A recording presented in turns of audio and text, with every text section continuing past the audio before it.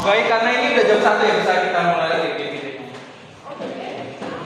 Aku duduk Untuk aja. mempercepat juga dia nanti sebelum jam 3 bisa selesai kita. Ini tadi mau ngetik ulang terkait doa. Jadi di sini nanti Bapak akan membuka kelas lagi, terus kalian berdoa ulang, tapi nanti langsung masuk tentang materi teks drama. Enggak. Nanti ketahuan lagi.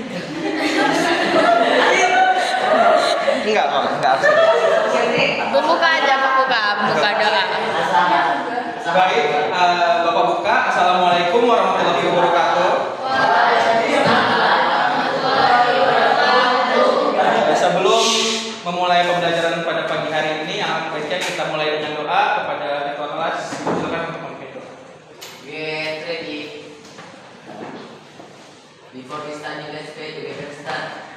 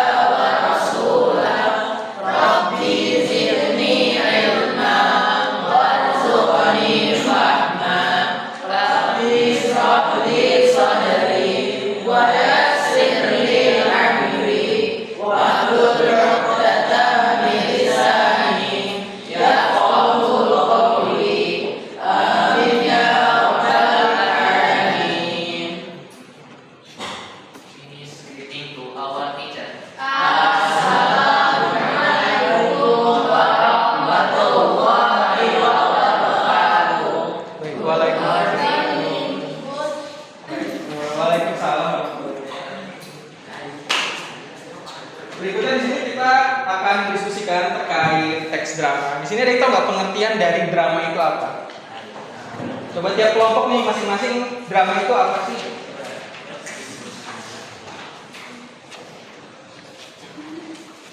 Satu kata aja atau dua kata aja sih? Kalau dari kelompok satu nih drama itu apa pengertian? Oke, kita dulu. Kelompok tiga drama itu apa? Sama aja sih. Ya nggak apa-apa.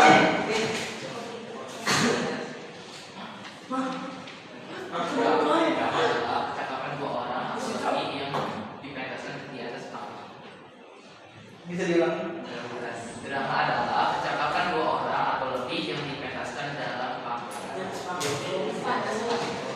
Jadi untuk drama merupakan suatu lakon atau peran yang ditulis dalam bentuk dialog. Unsur-unsur tindakan, gerakan, dan juga perbuatan dilibatkan dalam dialog tersebut untuk dipentaskan di atas panggung. Tadi sudah dijelaskan oleh temannya bahwa merupakan sebuah teks dialog yang dipentaskan di atas panggung. Untuk dalam Kamus Besar Bahasa Indonesia, drama berarti gambaran kehidupan dan juga watak dalam bentuk komposisi syair atau dalam bentuk teks yang disajikan melalui dialog atau peran yang dipentaskan. Jadi dapat disimpulkan tadi bahwa drama itu merupakan pertunjukan seni yang disampaikan secara dialog teksnya, lalu kemudian dapat dipentaskan di atas panggung atau di atas.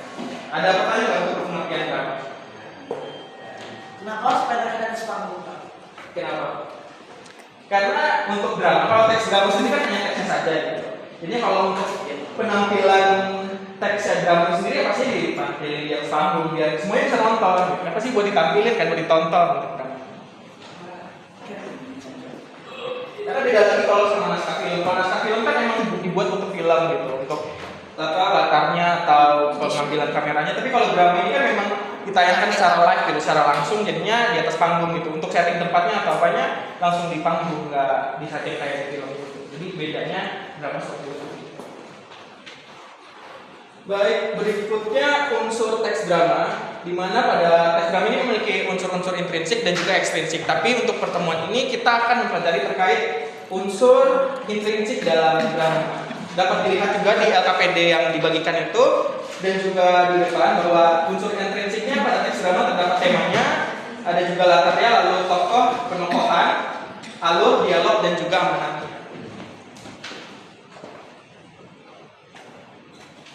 Untuk tema ini merupakan gagasan utama dari sebuah drama gitu. Jadi drama ini bakal bahas apa sih? Bakal bahas pendidikan kah, atau bahas tentang kekuasaan, kasih sayang manusia gitu. Jadi unsur utama dalam drama itu pasti temanya dulu. Sebelum kita tahu mau bikin dialognya apa, kita mengetahui dulu temanya ini tentang apa sih ceritanya secara keseluruhan. Berikutnya dalam unsur intrinsik drama itu terdapat latar. Terdapat 3 jenis latar, yaitu latar tempat, latar waktu, latar suasana, atau latar budaya. Latar tempat itu seperti di drama biasanya di teks tersebut terdapat latar tempatnya entah di sekolahan atau di rumah atau di pasar gitu. Lalu untuk latar waktu biasanya juga di keterangannya ada sore hari, siang hari, atau pukul berapa gitu. Atau hari Jumat, itu latar waktu maksudnya. Lalu latar suasana atau latar budaya. Latar suasana ini seperti suasananya mencekam atau suasana juga sedih gitu. Untuk latar budaya itu seperti misalkan untuk drama penampilan pentas, contohnya drama Malin Kundang gitu. Latar budaya berarti dia menggunakan latar budaya dari Sumatera Barat, dari Jayapura. Apakah kalian sudah paham terkait latar? Sudah paham. Tokoh dulu toh. Nah, di sini tokoh-tokoh itu ada 4 jenis. Ada yang tahu nggak tokoh protagonis itu apa sih? Kalau dari kalian sendiri protagonis itu tokohnya apa? Protagonis.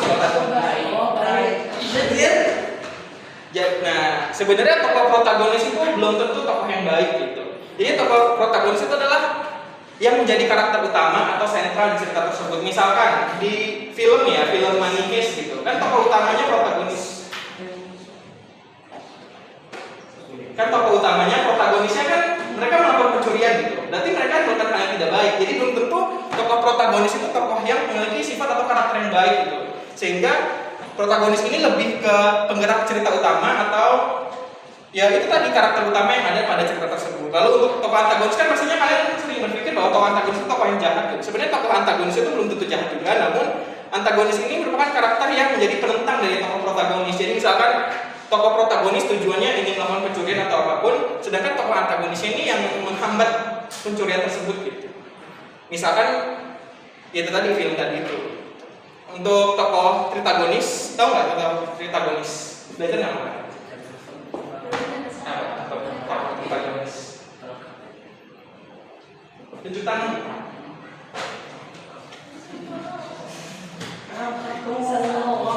Gak apa-apa ngomongnya tokoh tritagonis itu apa, tokoh yang gimana?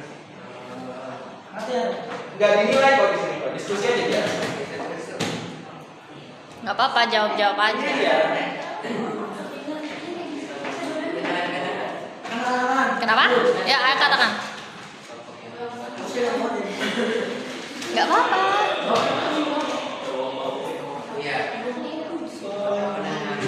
Tokoh penengah.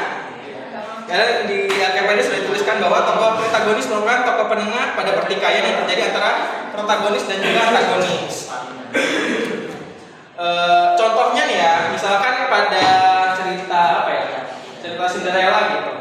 Untuk tokoh protagonisnya kan itu Cinderella sendiri kan, terus untuk antagonisnya kan ibu tiri dan anak tirinya gitu. Jadi tokoh tritagonisnya ini penengah dari konflik antara ibu tiri dan ibu tirinya, yaitu tokoh pangerannya itu merupakan tokoh penengah di mana pangeran ini akan menjadi penengah terkait untuk penyelesaian konflik antara ibu tiri dan Cinderella itu sendiri. Lalu untuk tokoh deuteragonis merupakan tokoh pembantu yang berada di pihak protagonis, berada di pihak untuk mendukung cerita dari protagonisnya. Deuteragonis berperan sebagai pendukung dalam penyelesaian masalah yang protagonis hadapi. Misalkan tadi cerita Cinderella, untuk tokoh tritagonisnya tadi sang pangerannya untuk menyelesaikan akar konflik dari Cinderella dan ibu tirinya, sedangkan untuk tokoh deuteragonisnya itu bisa jadi ibu perinya, karena ibu perinya ini yang mendukung untuk tokoh protagonisnya untuk cerita utamanya gitu. Ada yang ditanyakan nggak tentang tokoh-tokoh protagonis, dialogonis atau protagonis dan antagonis? Apa udah paham semua? Baik, untuk materi berikutnya akan dijelaskan oleh Ibu Betty pada Ibu Betty.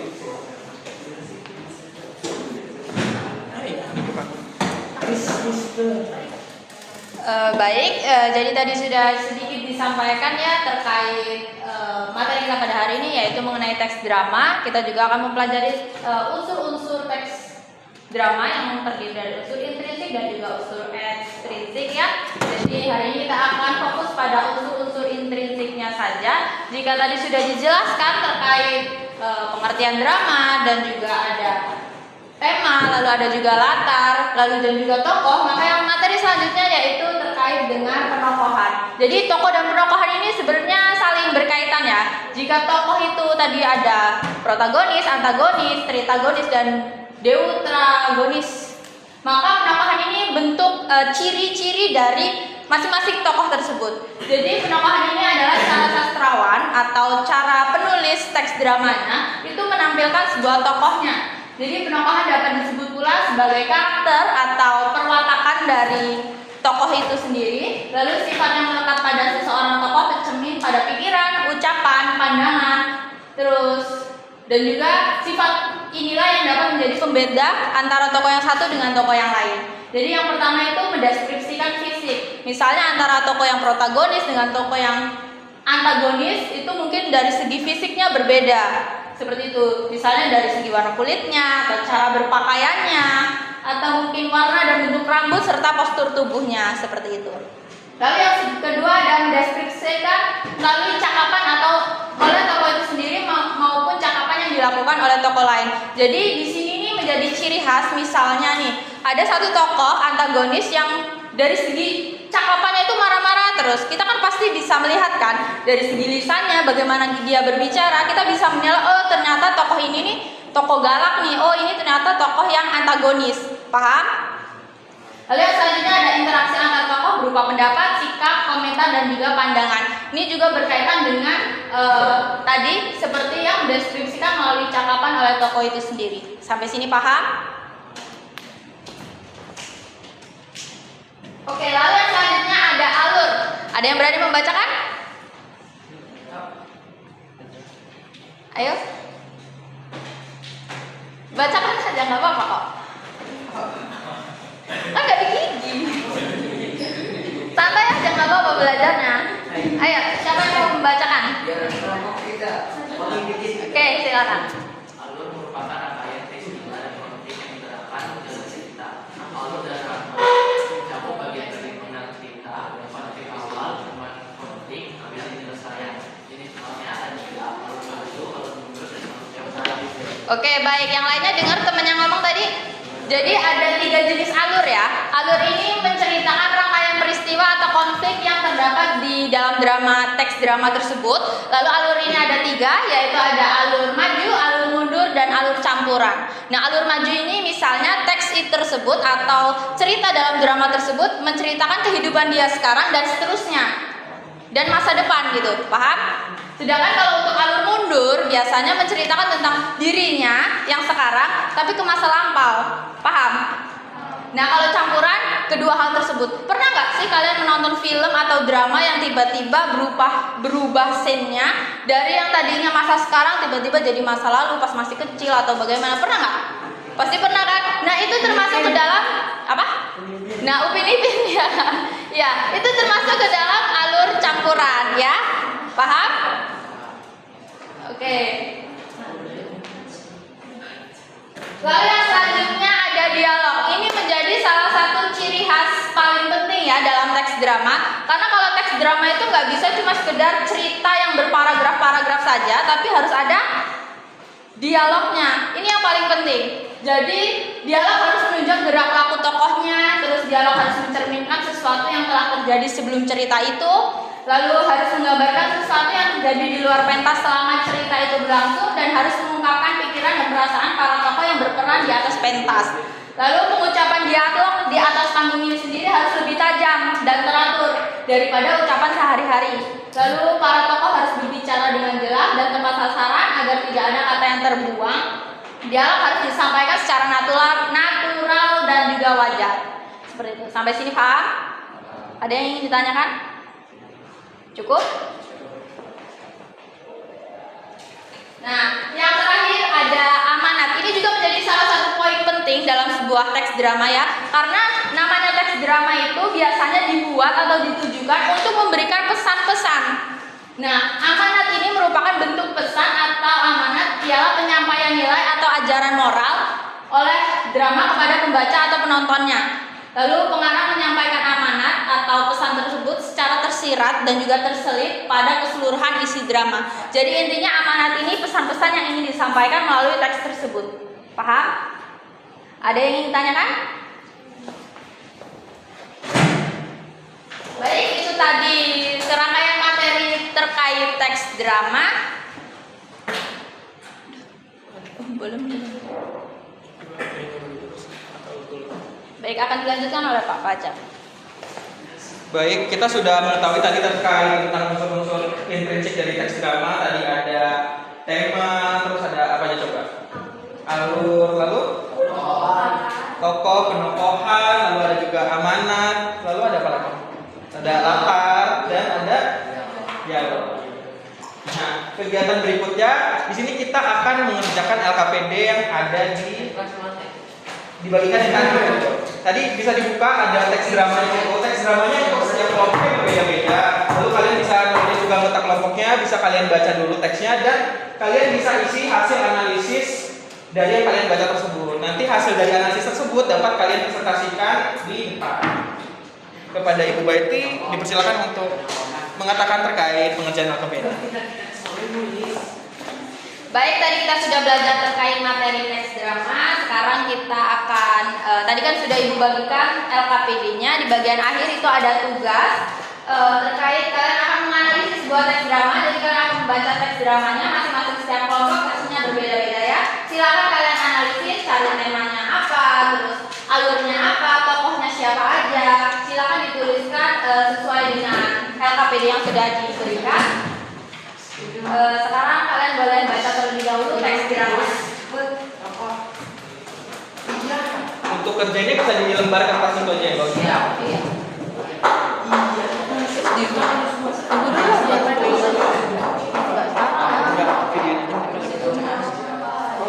Sekarang pakai HP siapa? katanya HP aku.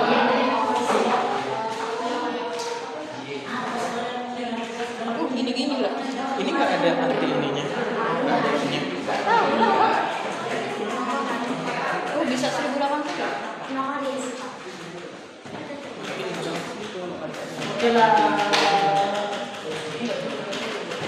Iya, tapi ada.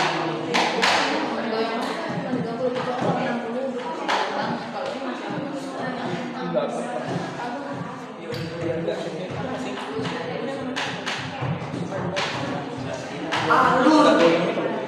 Ya agak zoom dia.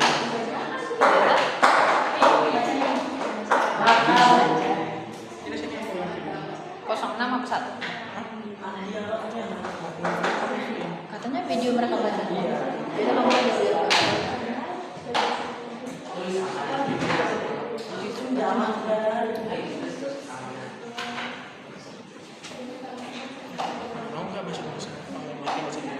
Dibaca dulu teksnya ya. Siap.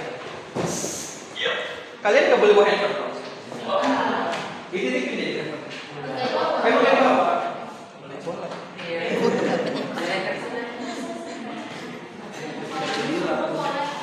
Kenapa? Kalau lagi disuruh bawa.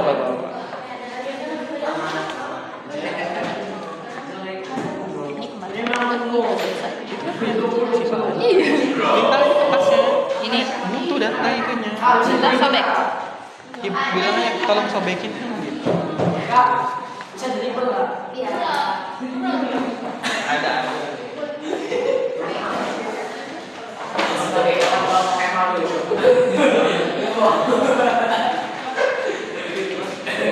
Bapak Ibu ini sudah lulus satu semua. Itu ada profesi. Jadi kalau kalian menjadi guru, setelah lulus satu, kalian juga namanya dokter. Dokter juga lulus satu.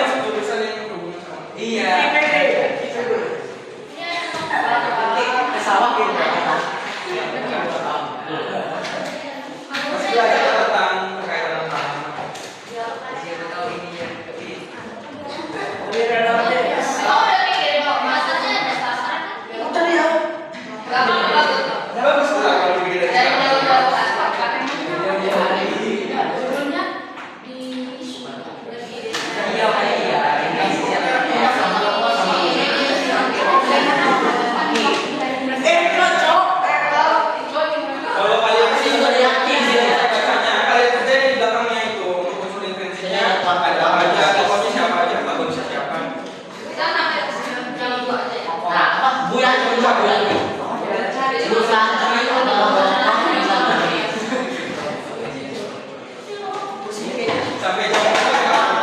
Kalau bisa selesai itu kan sekolah saya.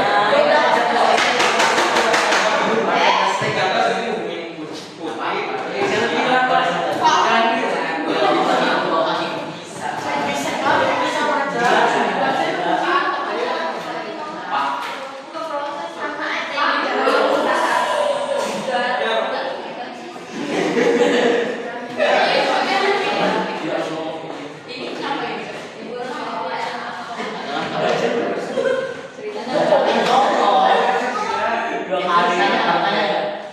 Ini setir. Iya.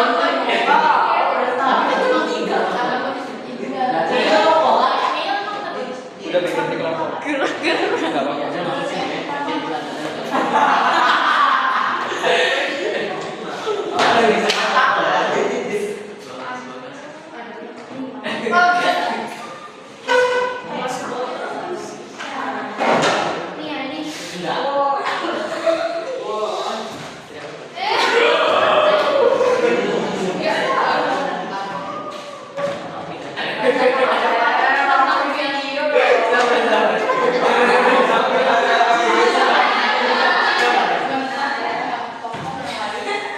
Enggak apa-apa.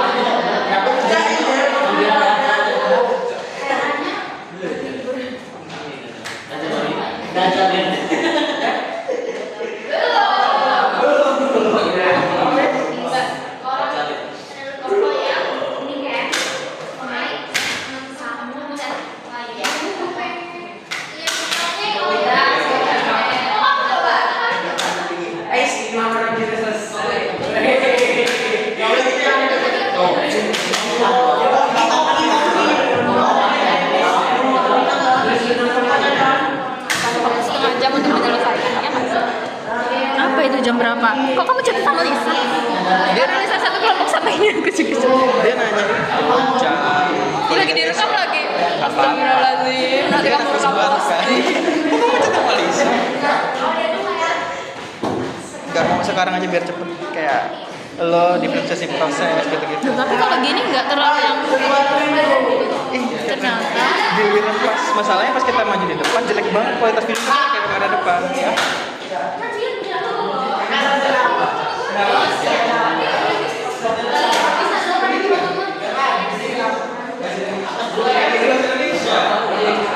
Iya. Nggak tahu kan pertama juga karena kalau udah nulis PPG nggak bisa itu P3K Kok kalian udah tahu sih P3K P3K? Emang kalian mereka ngerti ya? SCPNS itu baru penempatan gitu. Karena kalau ini kan berarti gratis. Tapi itu sampai satu, kayak satu.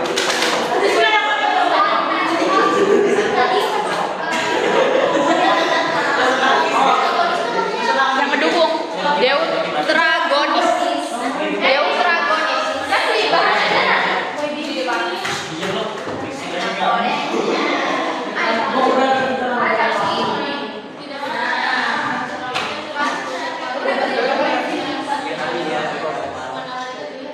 Tiap kelompok satu.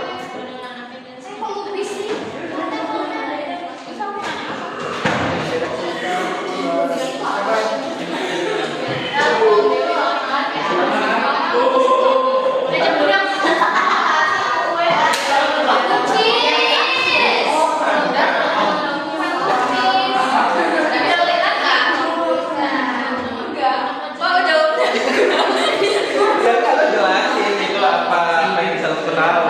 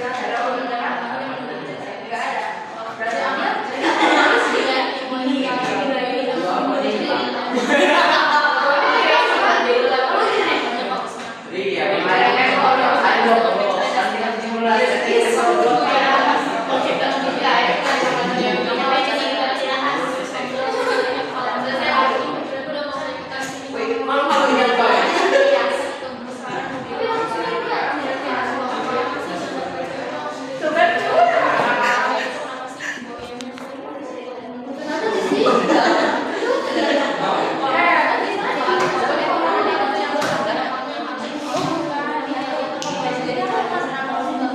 suka ponrong juga. Enggak ini aja. Enggak aku ini aja. Kamu dua itu. Cepat banget selesai baca ini. Kayaknya kelompok pertama selesai. Aku Enggak, maksudnya mereka tuh mudah. Ini kan bantu. nanti lah. Masih lama loh, kita jam 1 sampai jam 2 kan? Iya. Ini juga panjang banget pasti. Iya. Lagi baca ya teksnya?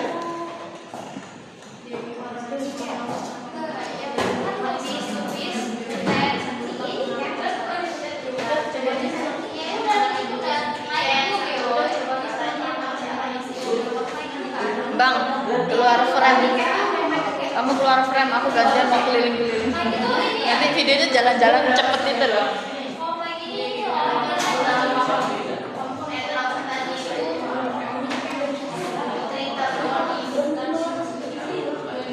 Coba. Biar durasi.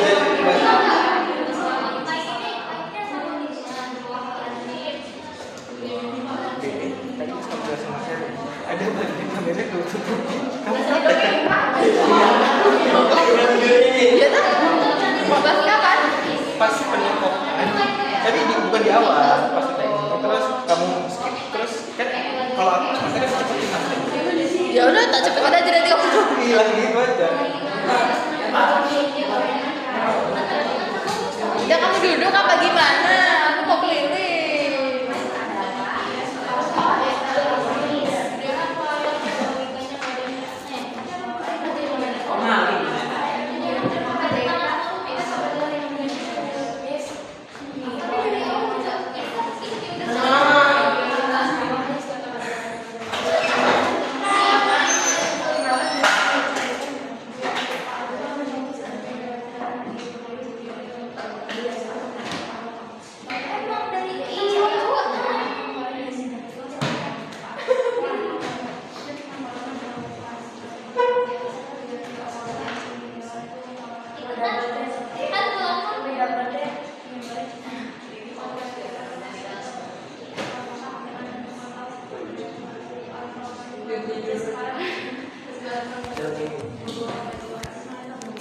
Siapa yang tinggi udah bisa orang aja.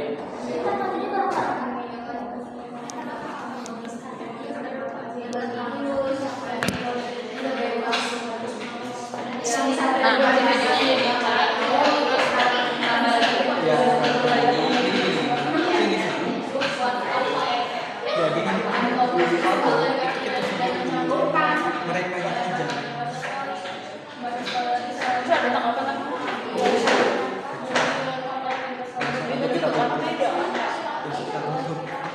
Jadi yang penting kita apresiasi apa apresiasi ya itu pas penutup. Bukan presentasi. Bukannya setiap pas presentasi.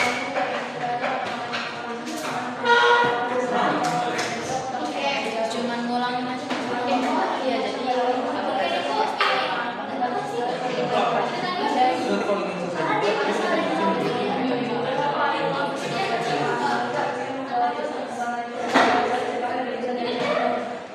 kalian pulang jam berapa sih? Jam 3 sore.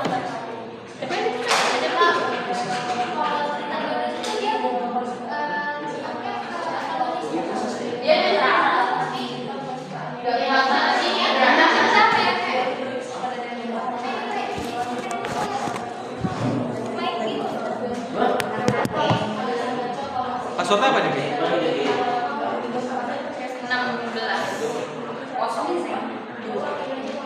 16.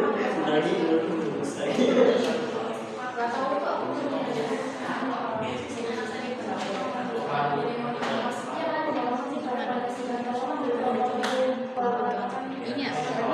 Enggak, bukan dewa. Kan nggak ada tuh keterangan membantu menetrasi.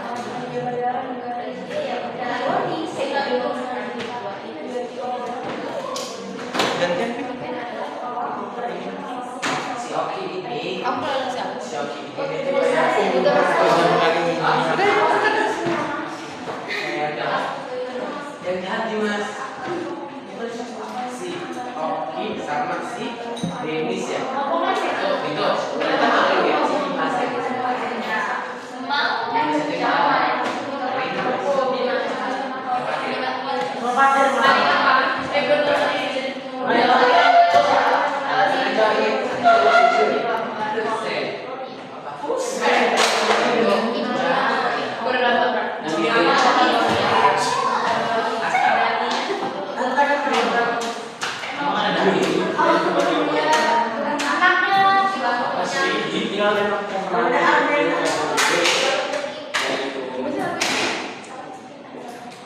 Asli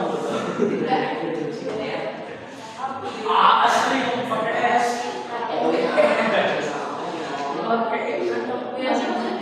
Kalau Oki itu dia baik.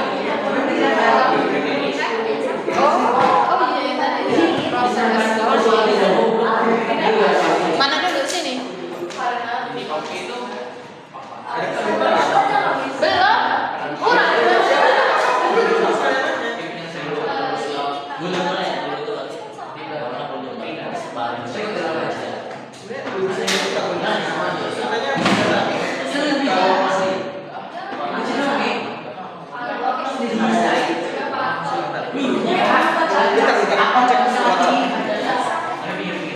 Nih kan.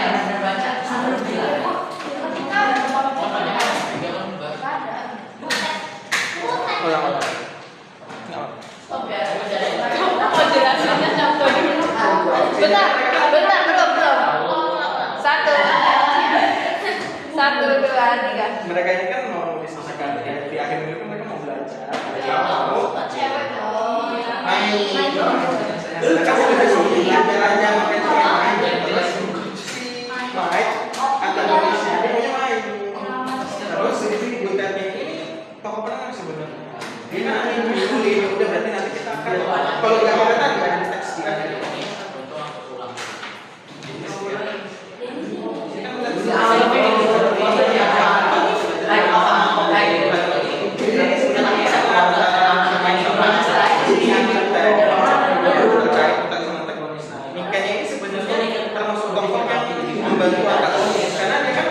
Nggak suka sama logis kalau mau belajar itu nggak logis Mikan ini nggak termasuk dalam maksud pertanyaan sebenarnya tapi nggak apa-apa kalau Mikan itu apa tadi argumentasi dari yang naik mau kan tapi Bundar itu dia salah sini dia sebenarnya jadi dia itu akhirnya menenangkan dari yang kata-kata tadi dia menenangin kalau ya udah nanti ada yang mau iya ini tokoh penengah protagonisnya udah mikir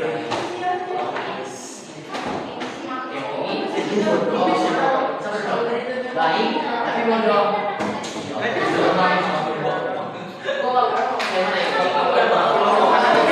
sifat-sifatnya karakter mereka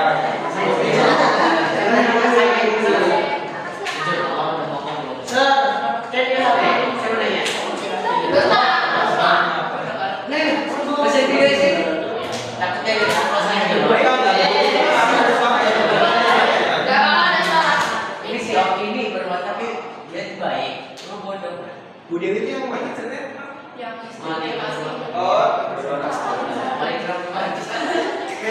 paling rambutan kan? Iya. Ada Rina, ada Oki, Dennis, dan Dimas.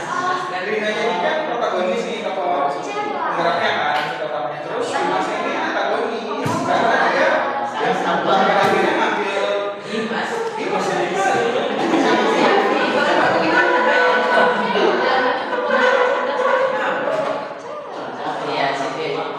untuk tokoh sama dia protagonis karena dia mendukung si nggak harus tokohnya ada di dalam cerita bisa ada salah satunya atau salah satunya Ini yang mau itu si Oki kan dia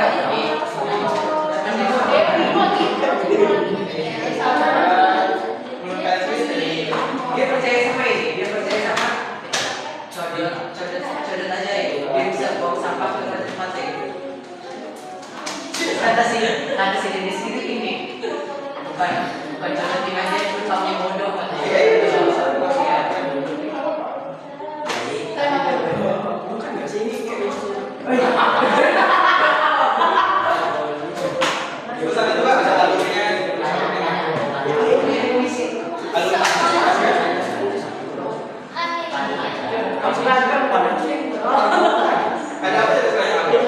ada dialog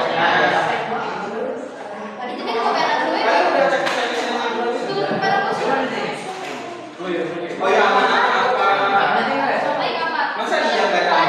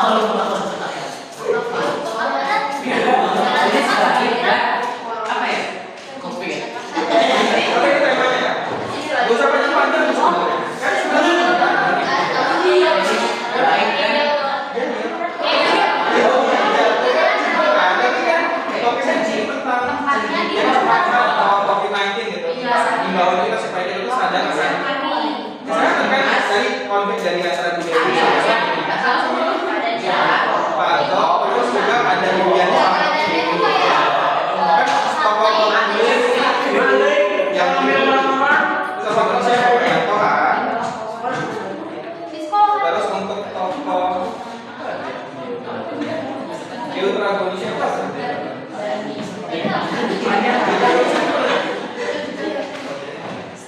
Namanya loh saya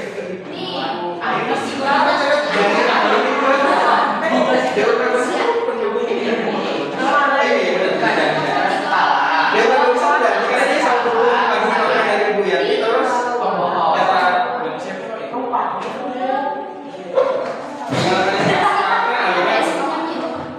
Sama nama